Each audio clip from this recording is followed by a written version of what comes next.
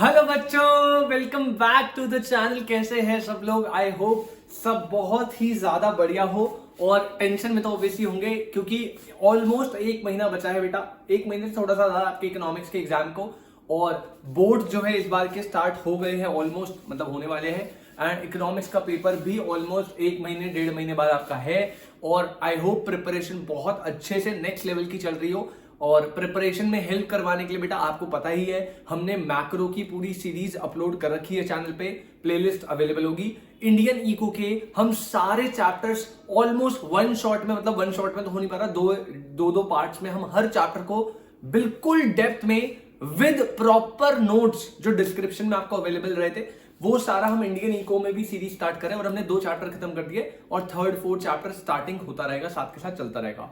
तो आप अगर आपकी स्टडीज में कुछ भी प्रॉब्लम चल रही है बेटा, तो आप इस चैनल के प्लेलिस्ट में जाइए। वहां पे आपको मैक्रो इंडियन इको के सारे चैप्टर्स इन डेप्थ आपको बहुत अच्छे से मिल जाएंगे विद नोट्स जो कि डिस्क्रिप्शन में अवेलेबल रहेंगे। और अगर मैं आपसे बात करूं कि आज हम क्या करने वाले हैं बेटा, तो हम आज आपकी एक थोड़ी सी जो प्रेशर है, स्ट्रेस का लेवल है, उसको कम करने वाले हैं। तो बेटा पहले वीडियो को स्टार्ट करने से पहले आपने टाइटल देख लिया होगा। हम आज सीबीएसई क्लास 12 का जो बोर्ड का एग्जाम है उसमें मैक्रो इकोनॉमिक्स के जो मैक्रो इकोनॉमिक्स है उस 40 मार्क्स के पोर्शन के लिए इंपॉर्टेंट टॉपिक्स आपको मार्क्स करवाने वाले हैं कि कौन कौन से इंपॉर्टेंट टॉपिक है जो आप इनको तो छोड़ के मत जाना बिल्कुल भी।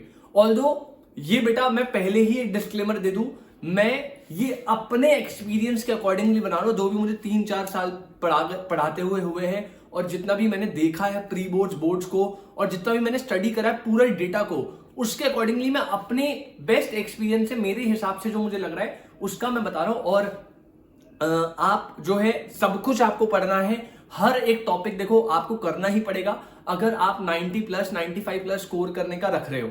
ठीक है, सीधा नहीं बता रहा हूं। मैं अपने टाइम पे भी जब मैंने इकोनॉमिक्स की प्रिपरेशन करी थी, तो अगर आपको 95 स्कोर करना है तो भाई मैंने हर एक टॉपिक पढ़ा था। मैंने कोई भी टॉपिक ऐसा नहीं था जो मैं ऐसे करके चला जाऊं, ये चैप्टर तो छोड़ देते हैं, इससे इंपॉर्टेंट पढ़ लेते हैं। देखो ये स्ट्रैटेजी आप सिर्फ वो लोग के लिए जिनको एक सर्टेन स्टेज में मार्क्स क्रॉस करने हैं, लाइक जिनको 100 में से लाइक 70, 75, 80 ऐसे स्कोर करना है, तो आप इस स्ट्रैटेजी इंपॉर्टेंट टॉपिक्स पे चले जाओ।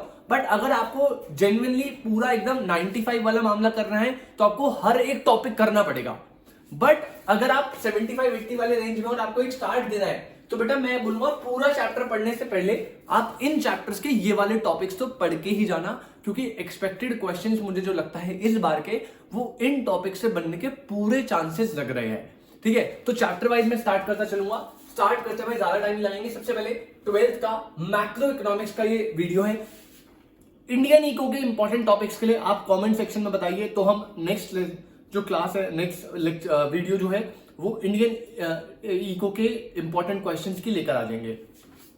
अगर मैं बात करूं मैक्रो इकोनॉमिक्स की, टोटल मिला के आपकी 5 यूनिट्स है। अभी हमने 4 ही को कवर करा है। सबसे पहले अगर मैं बात करूं यूनिट नंबर 1, बेटा यूनिट नंबर 1 है आपकी नेशनल इनकम। ये जो यूनिट है ये आपके एग्जाम में 40 मार्क्स में से 10 मार्क्स की वेटेज रखेगा। अब इस 10 मार्क्स में से आपको बहुत कुछ करना है, बट पहले सबसे पहले भैया एक न्यूमेरिकल तो 100% बोल रहा हूं, 100% 6 मार्क्स का यहां पे लॉक कर दीजिए। एक न्यूमेरिकल या तो इनकम मेथड से या एक्सपेंडिचर मेथड से, थोड़ा ज्यादा एक्सपेक्टेशन है प्रोडक्शन मेथड से मेरे को इस बार पर्सनली। न्यूमेरिकल 100% आएगा 6 मार्क्स का, या 3 मार्क्स के 2 पार्ट आएंगे। इनकम एक्सपेंडिचर से आ सकते हैं कंबाइंड होके, या प्रोडक्शन मेथड से। थोड़े ज्यादा चांसेस मुझे प्रोडक्शन वाले लग रहे हैं, जो फर्म्स वाले होते थे ना, मल्टीपल फर्म वाले, फर्म ए ने बी को दिया, बी ने सी को दिया, वैसे वाले न्यूमेरिकल्स आपको अवेलेबल होंगे। वो प्लीज आप इसको अच्छे से देख के रखना। एंड सबसे पहला सबसे प्रायोरिटी पे क्वेश्चन है न्यूमेरिकल इनकम एक्सपेंडिचर प्रोडक्शन से, प्रोडक्शन से थोड़ा ज्यादा। उसके बाद सेकंड कॉन्सेप्ट है बेटा सर्कुलर फ्लो ऑफ इनकम। आपको पता होगा 2 सेक्टर इकोनॉमी में हाउस होल्ड होता है, फर्म होता है, ये फैक्टर सर्विसेज देता है, फैक्टर पेमेंट देता है, फाइनल गुड्स एंड सर्विस देता है, फाइनल कंजम्पशन एक्सपेंडिचर देता है। तो जो circular flow of income 2 sector economy होता है, ये भी इंपॉर्टेंट क्वेश्चन है। ये आएगा तो आप लगा लीजिए 2 to 3 मार्क्स का ये बनता है, बहुत बार बना है, करने के चांसेस है। अगला क्वेश्चन थोड़ा सा मैं इसको, क्योंकि ये लो कैटेगरी है तो इसको मैं नॉमिनल रियल जीडीपी मार्क करता हूं। डिफरेंस आ सकता है इसमें, एक अलग से सेपरेट क्वेश्चन है जीडीपी डिफ्लेटर का, राइट? उसका फॉर्मूला होता है जीडीपी डिफ्लेटर का। तो ये भी एक इंपॉर्टेंट कॉन्सेप्ट है, नॉमिनल रियल जीडीपी पढ़ के जाना। उसके बाद भैया इसको कर लीजिए स्टार बना के, तगड़े लेवल पे इंपॉर्टेंट, जीडीपी एंड वेलफेयर। क्या जीडीपी बेटर इंडिकेटर होता है वेलफेयर? Answer is no. और उसके आगे आपको बुक में 5 पॉइंट दिखेंगे, कौन कौन से? सर सबसे पहला और टॉप प्रायोरिटी पे एक्सटर्नैलिटीज। तो कई बार ये पूरा टॉपिक 6 नंबर में आ जाता है, और अगर ये 6 नंबर का नहीं आया तो इंडिविजुअली जो एक्सटर्नैलिटी वाला पॉइंट है वो 3 मार्क्स में आ जाएगा। तो ये 6 मार्क्स में पूरा क्वेश्चन भी आ सकता है और 3 मार्क्स में हो। और कई बार ऐसा होता है कि ना न्यूमेरिकल और जीडीपी एंड वेलफेयर, इन दोनों कॉन्सेप्ट में चॉइस होती है इंटरनल, 6 नंबर का ये या 6 नंबर का ये। तो आप प्लीज कर लीजिएगा। जीडीपी एंड वेलफेयर में 5 पॉइंट थे, distribution of GDP, rate of population growth, change in prices, externalities था, एक कॉम्पोजिशन ऑफ जीडीपी था। तो मल्टीपल पॉइंट था, उनमें से एक्सटर्नैलिटी वाला इंपॉर्टेंट है, 3 नंबर में इंडिविजुअली पूछ लेगा, ठीक है। उसके बाद एक और टॉपिक है जो थोड़ा सा चांसेस है, दैट इज प्रिकॉशंस। प्रिकॉशन होते हैं नेशनल इनकम के, इनकम, एक्सपेंडिचर, प्रोडक्शन, तीनों मेथड के, वो भी इंपॉर्टेंट है। उसके बाद बेटा डिफरेंस बिटवीन, ये आप स्टार बना लीजिए, इसमें से final versus intermediate goods, final goods versus intermediate goods. और मेरे को चांसेस लग रहे हैं कि आपको ना क्वेश्चन लाते हैं, फाइनल गुड इंटरमीडिएट गुड हो गया, और एक है डोमेस्टिक इनकम।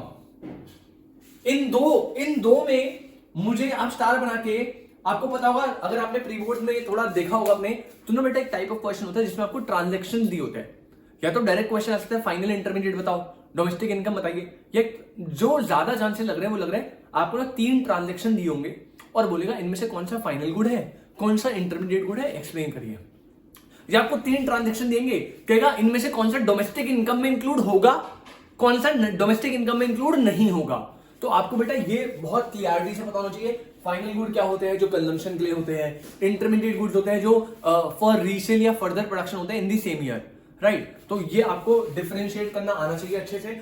डोमेस्टिक इनकम में कौन आता है, कौन से ट्रांजैक्शन नहीं आएंगे, वो याद रखना, डोमेस्टिक टेरिटरी वाले होते हैं। और एक और कॉन्सेप्ट है stock and flow. Stock and flow अभी लास्ट ईयर के ही पेपर में आया हुआ है 2 मार्क्स में, तो इसको भी हम रख लेते हैं, but it is not so important. तो देख लीजिए बेटा, आपको प्रायोरिटी वाइज जो ग्रीन से है पढ़ के देखो, फिर से रिपीट करो, पढ़ के सब जाना है। रेड वालों को सबसे पहले पढ़ना, फिर ग्रीन वालों को पढ़ना, और उसके बाद जो टॉपिक यहां पे है नहीं, अगर आपके पास और टाइम है तो प्लीज बाकी टॉपिक्स को पढ़ना, क्योंकि कुछ भी आ सकता है, कोई ऐसा गारंटी नहीं है बेटा जो पढ़ा रहा हूं वही आएगा। कुछ टॉपिक्स की गारंटी है, जैसे न्यूमेरिकल आना ही आना है, जीडीपी एंड वेलफेयर के चांसेस आर वेरी हाई, ठीक है। डोमेस्टिक इनकम, नेशनल इनकम में कौन से ट्रांजैक्शन इंक्लूड होते हैं नहीं होते, वो प्रोबेबिलिटी आने की बहुत ज्यादा है, राइट। This is unit 1। अब आगे अगर हम बात करें unit number 2, that is money and banking. भाई देखो, छोटा सा यूनिट है, 6 मार्क्स की इसकी वेटेज है। अब ये जो 6 मार्क्स की वेटेज है कैसे डिस्ट्रीब्यूट होगी, देखो सबसे पहला 4 ही बना रखे, चारों मोस्ट इंपॉर्टेंट है। सबसे पहला तो बेटा functions of central bank, central bank के functions, very very very important. 4 marks में भाई साहब स्टार बना लेना, पूरे चांसेस आने के। सर फंक्शन कौन से, देखो बेटा वैसे तो 4-5 फंक्शन है, लेकिन अगर मैं बात करूं ना तो मेजर मुझे 3 फंक्शन एक लिखते हैं। एक है बैंकर टू दी गवर्नमेंट, एक फंक्शन है बैंकर टू दी गवर्नमेंट, इसको पढ़ लेना अच्छे से। एक फंक्शन है bankers bank and supervision, bankers bank and supervision, एक इसको पढ़ लेना। और इसी के अंदर एक और फंक्शन है lender to the last resort, lender to the last resort. इस फंक्शन को बेटा तीनों फंक्शन अच्छे से पढ़ना, तीनों में से कोई एक आएगा कि या 2 आ सकते हैं 2-2 नंबर में, कि बैंकर्स बैंक एंड सुपरविजन और lender to the last resort को समझाइए, राइट। सर इसमें ना एक और फंक्शन था कंट्रोलर ऑफ क्रेडिट, बेटा वो तो यहां पे दे रखा है ना सेपरेट, कंट्रोलर ऑफ क्रेडिट जिसे हम मॉनेटरी पॉलिसी बोलते हैं, ये भी बहुत इंपॉर्टेंट है। सर क्या था इसमें, repo rate, bank rate, CLR, SLR, ये भी फंक्शन ऑफ सेंट्रल बैंक की है, लेकिन मैंने इसे सेपरेटली दिखाया हुआ है क्योंकि ये बहुत ज्यादा इंपॉर्टेंट है। तो पहला क्रेडिट, सेंट्रल बैंक के अपने फंक्शन आ गए, major banker to the government, bankers bank and supervision, lender to the last resort. और उसमें एक और फंक्शन है क्रेडिट कंट्रोल करता है रेपो रेट, बैंक रेट की हेल्प से, ये सब चीजों से, उसको मैंने सेपरेटली दिखा दिया। इसका एमसीक्यू भी आ सकता है, 6 मार्क्स भी आ सकता है, 4 मार्क्स भी आ सकता है। अब अगर मैं बात करूं अगले टॉपिक की, दैट इज मनी सप्लाई की डेफिनेशन और उसके कंपोनेंट्स। बेटा ये भी अच्छा क्वेश्चन है, मनी सप्लाई की definition, total stock of money held by the public in at a particular point of time, एक स्टॉक कॉन्सेप्ट होता है। कंपोनेंट कौन से थे? M1, M2, M3, M4 के। M1 में था currency with public, demand deposit with commercial bank और other deposit with central bank. ठीक है, तो ये आप कंपोनेंट्स बहुत अच्छे से स्टडी करना। इसके अलावा एक और टॉपिक है that is credit creation, credit creation bye commercial bank. ये भी बहुत इंपॉर्टेंट टॉपिक है 6 मार्क्स के लिए, तो प्लीज आप इसको अच्छे से करिएगा। देखो मनी एंड बैंकिंग छोटा सा यूनिट है, छोटे यूनिट में मैंने लिमिटेड 4 टॉपिक्स आपके लिए सेलेक्ट करे, तो ये बहुत ज्यादा प्रायोरिटी पे क्वेश्चन इन्हीं में से बनेगा जो भी बनेगा। अब 6 नंबर का 1 आए, 3 नंबर के 2 आए, 2 नंबर के 3 आए, वो उनके ऊपर है, कैसे भी डाल सकते हैं। आगे बढ़ते जी बेटा, अगर मैं आगे आपसे बात करूं तो आगे आपका कॉन्सेप्ट है यूनिट नंबर 4। सर 1 2 के बाद 3, बेटा थर्ड यूनिट हम अगली उसमें करेंगे, अभी 1 मिनट दो मुझे। पहले यूनिट नंबर 4 पे आ जाओ, दैट इज गवर्नमेंट बजट। अब देखो भाई गवर्नमेंट बजट में जो मुझे टॉप प्रायोरिटी पे क्वेश्चन लग रहा है, टॉप प्रायोरिटी पे इस बार, वो रहेगा कंपोनेंट से। आपको पता होगा हेडिंग है components of government budget. 2 component होते हैं, एक्सपेंडिचर रिसीट। एक्सपेंडिचर में 2 होते हैं, रेवेन्यू कैपिटल एक्सपेंडिचर, और रिसीट में रेवेन्यू रिसीट कैपिटल रिसीट। अब तो यहां पे रेवेन्यू और कैपिटल रिसीट एंड एक्सपेंडिचर जो कंपोनेंट्स वाला टॉपिक है वो मुझे टॉप प्रायोरिटी पे लग रहा है, और ये आपके पेपर में बेटा 3 मार्क्स में पूछा जा सकता है। इसमें एक और चीज है, कंपोनेंट के अंदर ही एक और डिफरेंस है, direct tax and indirect tax का डिफरेंस। डायरेक्ट और इनडायरेक्ट टैक्स का डिफरेंस वो भी पूछा जा सकता है 3 मार्क्स में। और एक जो क्वेश्चन बहुत बार रिपीट होता मुझे दिख रहा है वो है कि आपको कुछ ट्रांजैक्शंस दिए होंगे 2-3, और बोलेगा इनमें से कौन सा रेवेन्यू एक्सपेंडिचर है, कौन सा कैपिटल एक्सपेंडिचर है, कौन सा रेवेन्यू रिसीट है, कौन सा कैपिटल रिसीट है। तो आपको कंपोनेंट को बाइफरकेट करना पड़ेगा विद रीजन। तो ये भी मुझे टॉप प्रायोरिटी पे लग रहा है। दूसरा क्वेश्चन जो मुझे टॉप प्रायोरिटी पे लग रहा है दैट इज फिस्कल रेवेन्यू और प्राइमरी डेफिसिट के न्यूमेरिकल। आप जाओगे गवर्नमेंट बजट में, बुक के लास्ट में आपको दिखेंगे तीनों के फॉर्मूले हैं, उनसे न्यूमेरिकल बहुत छेड़ रहे हैं, तो बेटा वो न्यूमेरिकल प्लीज कर लेना। और फिस्कल में सिर्फ फिस्कल डेफिसिट में इसकी ना इंप्लीकेशंस थी, 4 इंप्लीकेशंस दे रखी है बुक में, प्लीज ये इंप्लीकेशंस भी कर लेना, 3 मार्क्स में इंडिविजुअली आ सकता है। तो ये हो गया। और उसके बाद एक और कॉन्सेप्ट है लास्ट जो मुझे लगता है इससे important, that is objectives of government budget. 4 objective है इसके गवर्नमेंट बजट के, reallocation of resource, redistribution of income and wealth, और economic stability, managing public enterprise. उनमें से कोई भी एक फंक्शन, एक ऑब्जेक्टिव आपको दे सकता है। तो यहां पे भी 4 मार्क्स का एक पॉसिबिलिटी क्वेश्चन की बनती है, तो प्लीज इसको भी आप देख लीजिएगा। ये हो गया आपका यूनिट 1, 2 और 4। लास्ट आता है आपका यूनिट नंबर 5। भाई अपने आप में ही इतना सॉर्टेड चैप्टर है, बस बच्चों को थोड़ा सा इस फॉरेन एक्सचेंज में डाउट होता है। चैप्टर है फॉरेन एक्सचेंज एंड बीओपी, इसकी भी वेटेज जो है आपकी 6 मार्क्स की है बोर्ड में। और चैप्टर तो सिंपल सा है, कुछ है नहीं। बीओपी तो बड़ा सिंपल है। अगर क्वेश्चंस की बात करूं, सबसे पहले बीओपी में उसके कंपोनेंट्स याद रखना बेटा। कंपोनेंट्स मतलब current account, capital account, current account के क्रेडिट आइटम्स, करंट अकाउंट के डेबिट आइटम्स, कैपिटल अकाउंट के क्रेडिट आइटम्स, कैपिटल अकाउंट के डेबिट आइटम्स, सारे कंपोनेंट अच्छे से याद रखना, उससे क्वेश्चन आ सकता है। दूसरा balance of trade versus balance of payment, और उनका टाइप में ना डेफिसिट आता है, वो बोलेगा डेफिसिट ऑफ बीओटी क्या होता है, बैलेंस ऑफ पेमेंट में डेफिसिट क्या होता है, बैलेंस ऑफ ट्रेड और बैलेंस ऑफ पेमेंट में डिफरेंस क्या होता है। तो उनके टाइप्स भी याद रखना, साथ में डिफरेंस भी याद रखना। अगला दिस इज इंपॉर्टेंट, इसे स्टार बना लीजिए, that is autonomous versus accommodating items. Autonomous items होते थे, अकोमोडेटिंग उनका डिफरेंस है, वो याद रखेंगे। उसके बाद हम आते हैं फॉरेन एक्सचेंज वाले चैप्टर में। तो फॉरेन एक्सचेंज में जो क्वेश्चन है वो सबसे पहला इंपॉर्टेंट है, determination of exchange rate flexible system से। फ्लेक्सिबल मार्केट फोर्सेज करती थी, तो कैसे करती है, और इसी के साथ साथ इसी पॉइंट से अटैच है 5th पॉइंट, उसमें जो चेंज आता है फ्लेक्सिबल में, एक्सचेंज रेट में चेंज आता है। कैसे चेंज आता है? 4 केस में, या तो डिमांड इंक्रीज हो गई, डिमांड डिक्रीज हो गई, सप्लाई इंक्रीज, सप्लाई डिक्रीज। तो फ्लेक्सिबल में रेट ऑफ एक्सचेंज कैसे डिटरमाइन करते हैं, और उसमें 4 केसेस होते थे चेंज के, डेप्रिशिएट एप्रिशिएट एप्रिशिएट डेप्रिशिएट होता था वो पूरा कॉन्सेप्ट, कि डिमांड इंक्रीज होगी तो क्या होगा, डिमांड डिक्रीज होगी, सप्लाई इंक्रीज होगी, सप्लाई डिक्रीज होगी। वो चारों केसेस अच्छे से पढ़ लीजिएगा, उसमें से चेंज में से कॉन्सेप्ट आता ही आता है। और एक और इंपॉर्टेंट क्वेश्चन है डेप्रिसिएशन और डीवैल्यूएशन में डिफरेंस, इसका वाइस वर्सा भी आ सकता है, यानी एप्रिसिएशन ऑफ एक्सचेंज रेट और रीवैल्यूएशन में डिफरेंस। तो दोनों आप डन कर लीजिएगा। ये आपके इंपॉर्टेंट क्वेश्चन रहे, सारी यूनिट हमने डन कर ली। एक यूनिट 3rd अभी हमारी बची है जो है एडीएस वाली। तो एडीएस के हम इंपॉर्टेंट क्वेश्चन आपको बता रहे हैं, बट प्लीज पहले आप इनको अच्छे से नोट करिए और प्रायोरिटी पे रखिएगा कि करना सब कुछ है, बट अगर आपके पास थोड़ा सा टाइम बाउंडेशन है, आपने पहले से बहुत स्ट्रॉन्ग तरीके से नहीं पढ़ा हुआ, तो बेटा 1 महीने से भी ज्यादा टाइम है। वैसे तो इकोनॉमिक्स के लिए बहुत सफिशिएंट है, बट मैं अज्यूम करूंगा कि आपको बाकी सब्जेक्ट्स भी आपको करने पड़ेंगे भाई।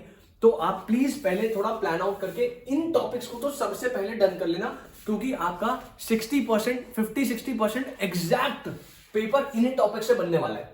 उसके अलावा थोड़ी बहुत फ्लक्चुएशन आ सकती है, और पढ़ना तो सब कुछ है, बार बार रिपीट करो। जल्दी से आप इन्हें नोट करो, फिर हम यूनिट 3 को जाते हैं भाई। जल्दी से नोट करो फटाफट। हाँ जी भाई, तो बेटा अगर मैं एडीएस अपनी लास्ट यूनिट की बात करूं, तो एडीएस यूनिट जो है आपकी, ये सबसे ज्यादा वेटेज आपकी रखती है, और इसकी जो वेटेज है बेटा वो है आपकी 12 मार्क्स की वेटेज। ठीक है, 10 मार्क्स नेशनल इनकम हो गए, 6 + 6 + 6 वो तीनों 18 हो गए, और 12 मार्क्स हो गए, टोटल 40 मार्क्स ऐसे डिवाइडेड है। अब सबसे जो आपकी बड़ी यूनिट है, इसमें बेटा टॉपिक्स लिमिटेड है बट बड़े बड़े है। सबसे पहले टॉप प्रायोरिटी पे टॉपिक जो है न्यूमेरिकल, बेटा 3 मार्क्स में आप डन कर लीजिए इसे। 3 में है, 4 में भी आ सकता है, और अगर मल्टीपल पार्ट्स बना दे तो 6 भी ला सकता है। ठीक है, बट ऑन एन एवरेज 3-4 में आएगा। न्यूमेरिकल में पूछेगा क्या, पहला इक्विलिब्रियम लेवल ऑफ इनकम पूछेगा, मतलब मिक्स होगा न्यूमेरिकल। इन्वेस्टमेंट मल्टीप्लायर, ये आप 3rd चैप्टर में पढ़ते हो, 3rd चैप्टर में, ये आप 2nd चैप्टर में पढ़ते हो। और कंजम्पशन एंड सेविंग भी पूछ सकता है, तो इस इनकम को यहाँ पे पुट करके आपको निकालना होगा, आपने पढ़ा होगा। ठीक है, पहली चीज हो गई। दूसरी जो पूछ रहा है वो आजकल, वो है वर्किंग ऑफ इन्वेस्टमेंट मल्टीप्लायर। ये भी बेटा एटलीस्ट 3 to 4 मार्क्स में आपको दे के जाएगा। इसमें होता क्या, वो कहेगा इकोनॉमी में जो इन्वेस्टमेंट है वो 100 करोड़ की लग गई, आपका जो एमपीसी है वो 0.75 है। अब बताइए इन्वेस्टमेंट जो है, इस इन्वेस्टमेंट से और इस एमपीसी से टोटल इनकम कितनी जनरेट होगी, उसकी वर्किंग शो करिए। तो जैसे आपको दिखाना होता था पूरा प्रॉपर वर्किंग में, वो आपको दिखाना पड़ेगा, that is working of investment multiplier. ये भी इंपॉर्टेंट है। इसके बाद डायरेक्ट क्वेश्चन एक बनता है, इकोनॉमिक इक्विलिब्रियम को एक्सप्लेन करिए by the help of ADS approach. तो 2 अप्रोच है, एडीएस आईएस, बट ज्यादा चांसेस है एडीएस के। और लास्ट और मोस्ट इंपॉर्टेंट क्वेश्चन जो है, most important, star, double star, triple star सब बना लो, वो है deficit demand and excess demand. क्या होता है, तो पहले आपको डेफिसिट डिमांड बताना पड़ेगा डेफिनेशन, और फिर उसका डायग्राम बनाना पड़ेगा नॉर्मल। तो पहले पूछेगा डेफिसिट एक्सेस डिमांड, बताइए क्या होता है, दोनों में से कुछ भी, या इसके मल्टीपल नाम, डिफ्लेशनरी, इन्फ्लेशनरी गैप, या कुछ और नाम से दे देगा। इसके साथ साथ आगे क्वेश्चन में लिखा होगा डेफिसिट डिमांड, एक्सेस डिमांड, जो भी पूछेगा कहेगा उसे करेक्ट करने के मेजर्स बताइए। कहेगा मान लीजिए डेफिसिट डिमांड क्या होता है, पहले ये बताओ, और डेफिसिट डिमांड को ठीक कैसे किया जाए। सर उसके लिए 2 पॉलिसी हमने पढ़ी थी, एक होती है फिस्कल पॉलिसी, एक होती है मॉनेटरी पॉलिसी। तो बेटा आपको पॉलिसी भी बताई होगी कि बताइए डेफिसिट डिमांड क्या होती है, और डेफिसिट डिमांड को कैसे करेक्ट करे by the help of fiscal policy. तो आपको फिस्कल पॉलिसी के पॉइंट लिखने हैं, by the help of monetary policy, तो मॉनेटरी पॉलिसी के पॉइंट लिखने हैं। जैसे बोलेगा डेफिसिट डिमांड को ठीक करना है by the help of government, तो आपको पता होना चाहिए कि गवर्नमेंट जो है वो फिस्कल पॉलिसी से हेल्प करती है, तो फिस्कल पॉलिसी पूछ रहा है। या बोले by the help of RBI, तो आरबीआई मॉनेटरी पॉलिसी यूज करता है। तो ये आपका एडीएस के इंपॉर्टेंट क्वेश्चन होगा। न्यूमेरिकल आएगा, वर्किंग ऑफ मल्टीप्लायर हो सकता है, economic equilibrium, ADS approach, deficit और एक्सेस डिमांड, ये बहुत ज्यादा इंपॉर्टेंट क्वेश्चन है, और उसके मेजर साथ के साथ फिस्कल मॉनेटरी पॉलिसी दोनों में, राइट। तो ये आपका बेटा मैक्रो इकोनॉमिक्स के इंपॉर्टेंट क्वेश्चन है। आई होप आपको इससे हेल्प ले, और अगर आप ये कर लोगे, जेन्युइनली मैं आपको बता रहा हूं, आपकी बहुत बड़े लेवल पे हेल्प होगी, क्योंकि 60 to 70% जो आपका एग्जाम है वो इन्हीं क्वेश्चन से बनेगा। ये मुझे बहुत ज्यादा एक्सपेक्टेशन है, मतलब मैं कोई गारंटी तो नहीं ले सकता देखो कि 100% यही आएगा वही आएगा, बट मैं आपको बता रहा हूं, कंपेयर कर लेना पेपर के बाद। 60 to 70%, अगर आपका 40 मार्क्स का पेपर है तो 40 में से आराम से 25 नंबर, आराम से 25 नंबर मिनिमम बता रहा हूं मैं, इसमें से ही सेट होगा पूरा का पूरा। कुछ डायरेक्ट होंगे, कुछ घुमा फिरा के इनडायरेक्ट होंगे, बट प्रेजेंस ऑफ माइंड आप रखना। All the best. और अगर आपको ये वीडियो अच्छी लगी बेटा, प्लीज शेयर करना अपने फ्रेंड्स को, और कमेंट करना अगर आपको सेम इंडियन इको के लिए भी चाहिए वीडियो तो। ठीक है, important question of Indian eco.